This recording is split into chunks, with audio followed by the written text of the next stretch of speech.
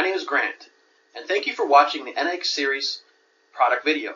In this video, we will specifically discuss the positioning control capability of the NX AC servo system. Some of the main features of the NX series are its 4 selectable operation modes: the positioning control mode, the speed control mode, the torque control mode, and the tension control mode. It has the ability to drive high inertial loads without the need for tuning. It's able to auto-tune a driven load with an inertia ratio up to 50 times. It's possible to drive a 100 times inertia ratio with manual tuning. It also has a high torque accuracy, which is now 3 times better than our previous model. It has absolute system capability when using the optional battery pack. It also has a high output, high precision planetary type gear. It has a backlash of 3 arc minutes, an angle error of 4 minutes, and it also has some direct mounting features.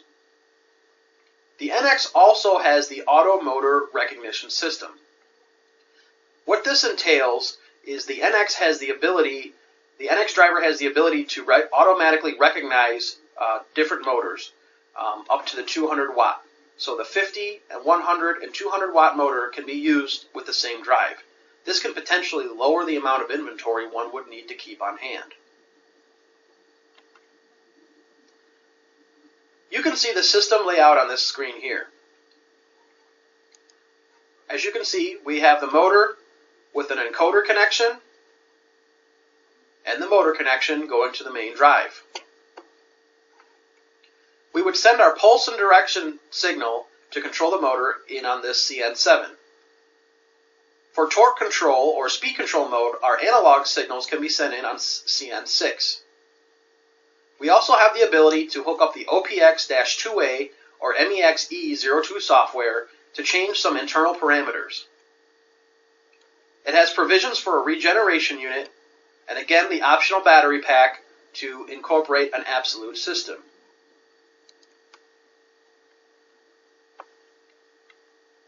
Here's another closer look to the drive. CN2 is the motor connection, CN3 is the regeneration unit and AC line-in, protective earth terminal located on the bottom. Our battery pack connection terminal is located on the bottom of the drive. CN7 is the main digital I/O signals such as pulse and direction and current on. The analog signals on CN6, which will be used for speed control and torque control mode. The encoder connection on CN5, and CN4 is the control module connector, and this is used for the MEX or OPX operator. Now let's take a closer look to the top half of the drive.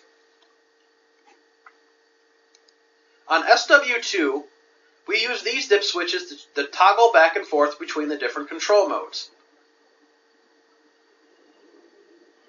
The LED indicators on the right lets the user know which control mode they are in: position, speed, torque, or tension, along with an alarm LED and a main power LED. The SW2 switch in position control mode is the mechanical rigidity function or auto-tune function. Factory default setting is set to 6. In position control mode, VR2 is not used. However, VR1 sets the vibration suppression frequency, which we'll discuss in a little bit more detail later on.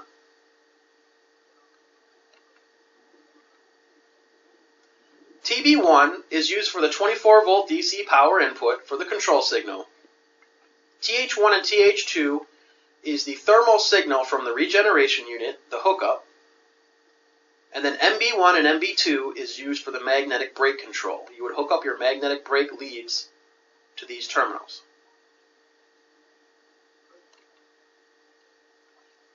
As mentioned, in position control mode, the drive accepts a pulse and direction signal. So the diagram might look something like this. If you were to have a programmable controller, you could send information to some type of motion controller which sends out a pulse signal. The driver interprets the pulse signal and then makes motion in the motor. And the encoder sends feedback back to the drive, and that signal can then be sent back to the master motion controller. Internally in the drive, it's going to look something similar to this. We have our main power going in to a converter, which gets sent over to an inverter. The position command or pulse input is sent to a position adjuster. That information is forwarded to a speed adjuster, which is finally sent over to a current adjuster. The current adjuster signal is fed into the inverter, and then all of that data and power and current is sent over to the motor to generate motion. Now in that circuit, we do have a current monitoring circuit which sends feedback to the current adjustment.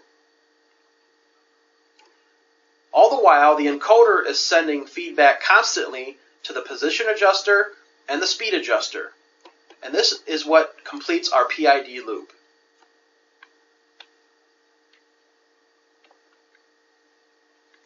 Here's a detailed pinout of our control signals for CN7. You can see that we have an ASG and BSG along with a ZSG output for the encoder signal.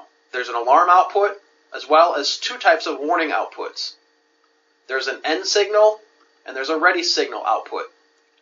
The TLC output is when used in torque limiting or torque control mode. For the inputs, we can accept either a 5 volt or 24 volt pulse and direction signal. We have our S on, which is a servo on, which sends current to the motor, an alarm clear input, a torque limiting on function, as well as a couple of selection bits when setting different torque limits. To utilize these functions, you would need to use either the MEXE software or the OPX digital operator.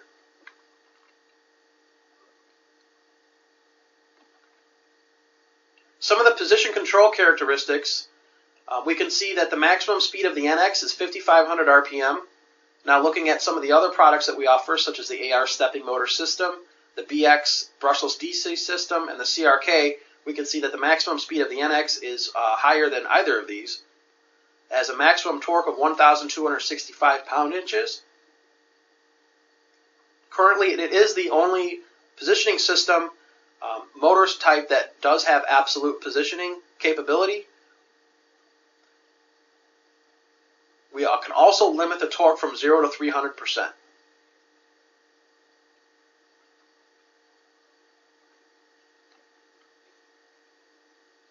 Now, the NX does have three types of tuning. It has an automatic tuning, a semi-auto tuning, and then manual tuning.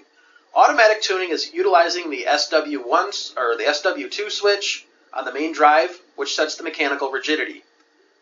Semi-auto tuning is setting the mechanical rigidity as well as a load inertia moment ratio internally on the drive. To utilize this function, you would need to use the MEX software or the OPX operator. And then finally, manual tuning is possible. When manually tuning, it is possible to do up to a 100 to 1 times inertia ratio. At this time, I'd like to go ahead and showcase a demonstration video which showcases the effects of inertia back to the motor.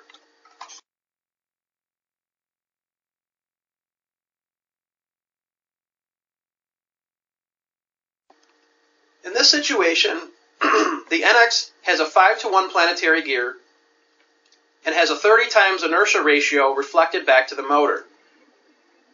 This is at factory default settings. Now we've added 50 times inertia ratio back to the motor, again with factory default settings. Notice how smooth it maintains motion.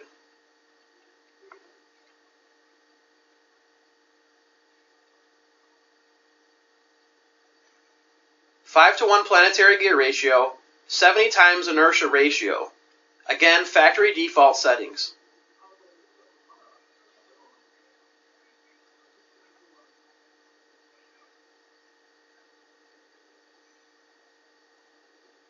Now, 100 times inertia ratio, factory default settings. Notice that there's very little overshooting and there is no hunting.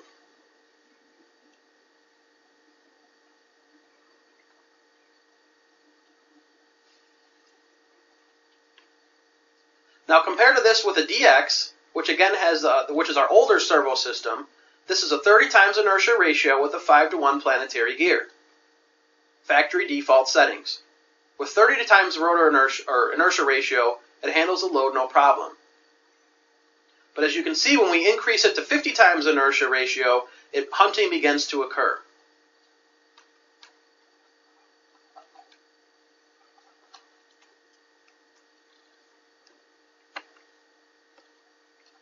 For the automatic tuning function, we would simply be setting the SW2 dial to select the type of mechanical rigidity.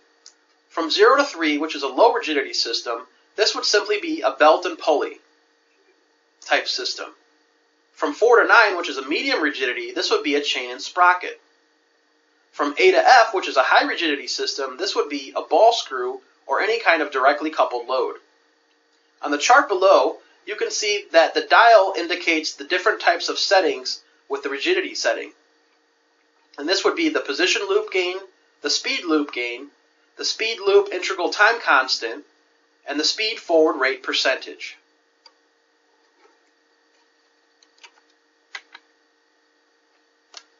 VR1 adjusts the dampening control. This is a function that's automatically turned on for the user, and the user has the ability to dial in the correct frequency they wish to eliminate to decrease the overall settling time or vibration. At this time, I'd like to showcase a video showcasing this feature.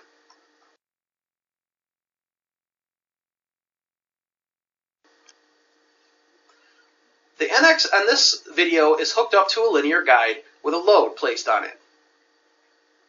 When the light is on the red side, the dampening function is deactivated. When the light is on the left side, the dampening function is now activated. Notice the different types of settling time on the load. As the load comes to a stop, it will fluctuate slightly back and forth. When this function is turned off, we can see that the load fluctuates a lot more than when it's turned on. So when this dampening control system is utilized to its full extent, we can significantly decrease the amount of settling time involved in any type of different application.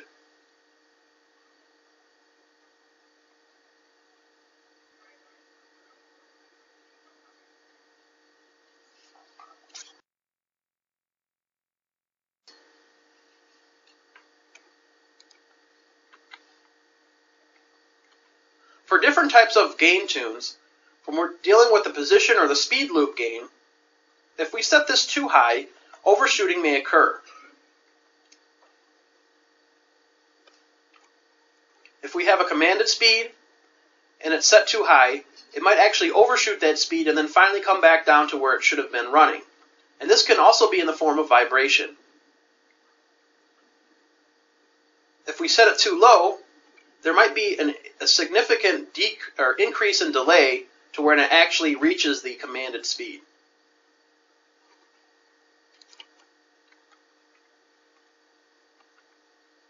For the speed loop integral time constant, if it's set too short, again, when deaccelerating, it may overshoot and undershoot, and this again is in the form of vibration. Settling times may be increased. If we set it too long, again, there might be a significant delay where the settling time becomes way too long.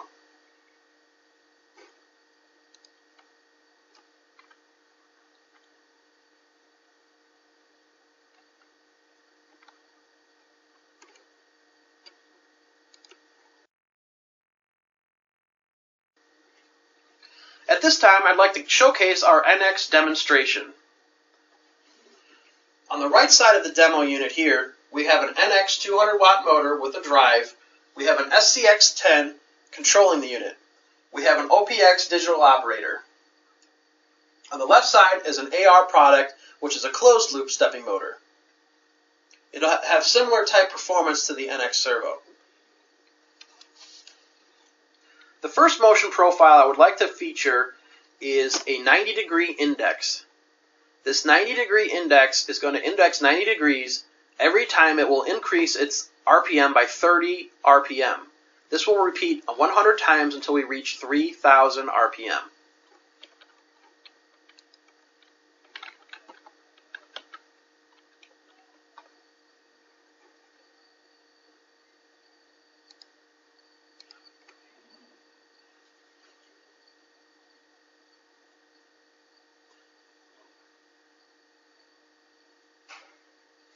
Notice how smooth the motion is.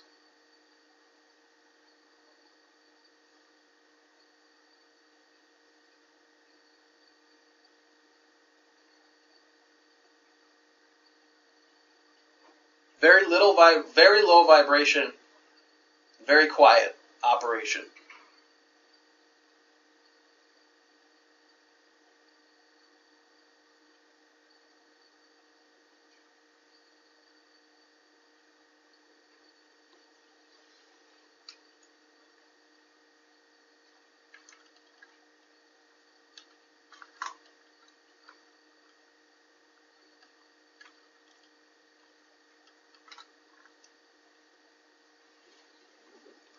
For the next motion profile, we're going to do the same type of situation, except we're going to move 180 degrees and increase by 30 RPM up to 4,800 RPM.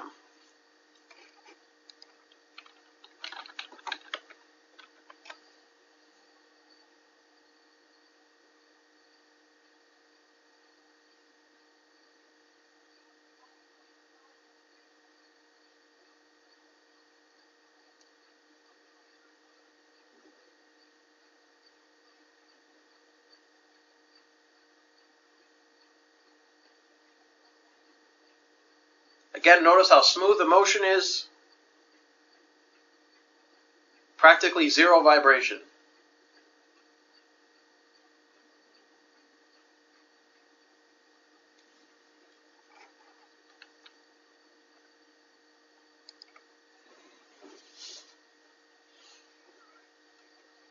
We also have our OPX digital operator featured here.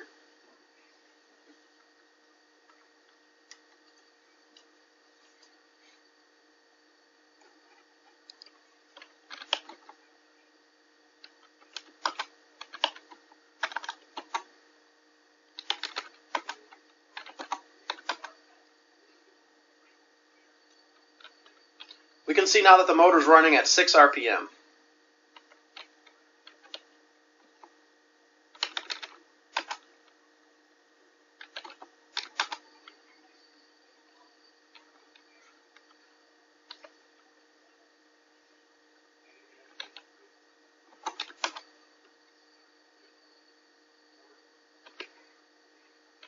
At this time, I'd like to go back to the motor and take a look at the final motion profile.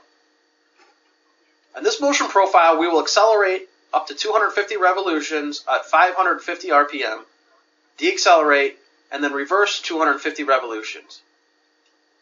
We will then oscillate, make an oscillation type move where we will advance 3 revolutions and then turn around and go back 3 revolutions, all within about 0.1 seconds. We'll then index forward 10 revolutions and repeat this 6 times. And then reverse 10 revolutions at 6 times. And then finally, 15 revolutions forward at about 5,000 RPM.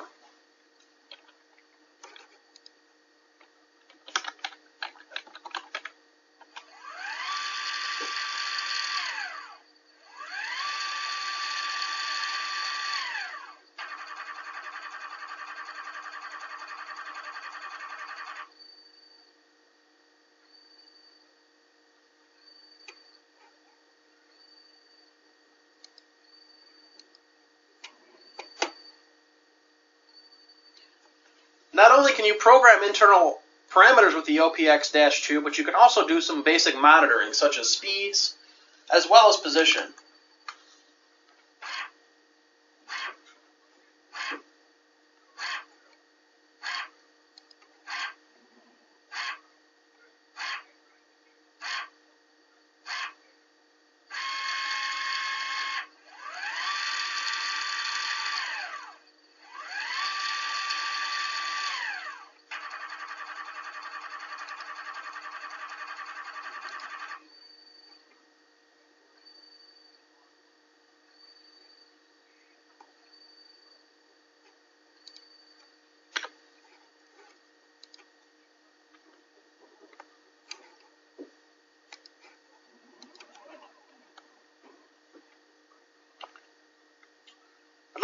for watching this video.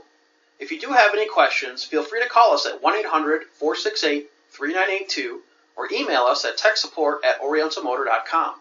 For more information on the NX series, feel free to browse the other product videos for the NX series. My name is Grant, and thank you for watching.